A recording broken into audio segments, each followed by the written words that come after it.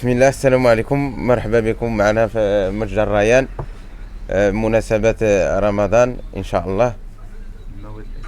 المواد الأساسية في رمضان كاين بحال الجنجلان، عندك أنواع ديال الجنجلان، وكاين التمور تبارك الله، وجميع المواد الأساسية في رمضان كلشي موجود وأثمنة مناسبة.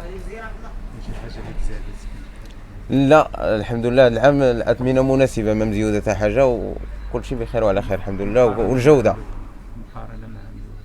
لا ما كاينش شي فرق بين العام الأول مع هذا العام، كلشي الحمد لله بحال بحال تقريبا. ورمضان مبارك سعيد ولينا وليكم بالصحة والعافية إن شاء الله.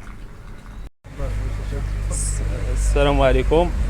بمناسبة شهر مبارك رمضان كان عندنا جنجلان، عندنا اللوز، عندنا المواد الأساسية ديال رمضان، الصفوف، عندنا القرفة، عندنا كنطحنوا الناس اللي باغي يطحن شي حاجة كنطحنوا عليه في الآلات، كل حاجة الآلة ديالها. عواش مبروكة.